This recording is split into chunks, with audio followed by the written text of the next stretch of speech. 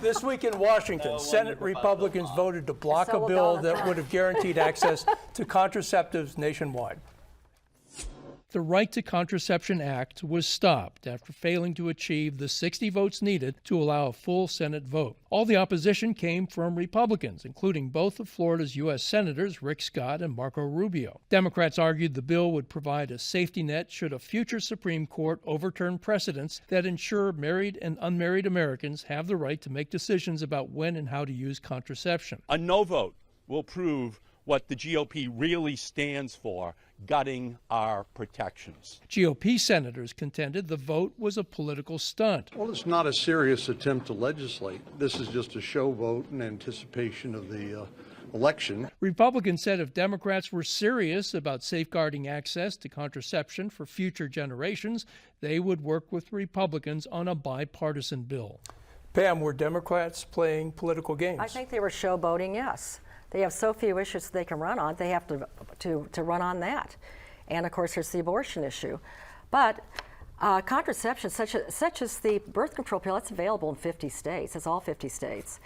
And then the morning after pill is available in all 50 states. And some people confuse the morning after with mifostine. It's the abortion pill. Totally different. There are also 25 states that have pharmaceutical care, contraceptive type care that they can administer, advise patients for too. So it's there. I don't understand why we have to put that into a law. Carlos, can we be guaranteed that a future Supreme Court will not overturn access to contraception? No, we can't be guaranteed that. That's why it was really important to enact federal protections, not only to contraception, it's also very important to enact federal protections for IVF and for abortion, all under attack by extreme Republican politicians who want to control women. They want to control every individual's ability to make their own private decisions without political interference.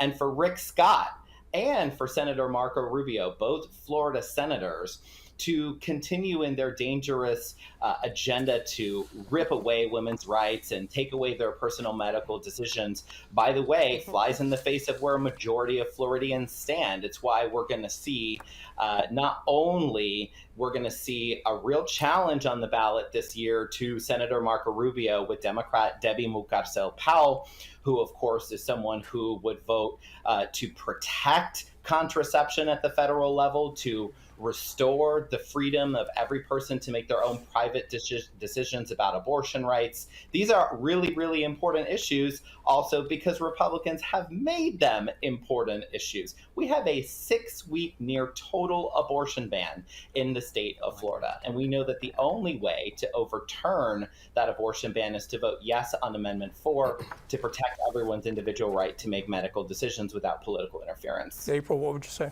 I would say that the senators who opposed this and organized not making sure that it didn't pass said that there is no threat to access to contraceptives in any state in the country, and that this is a liberal diversion trying to get people not to focus on how bad the economy is and what's going on leading up to this election. All right. Also, I just have to say it's total BS because Clarence Thomas has said we're going to go after every single thing, and to contradict what you said, the morning after pill is under attack in many states right now as an abortion issue, and there are live bills right now that they're debating in Republican states, and women won't even have the right for that.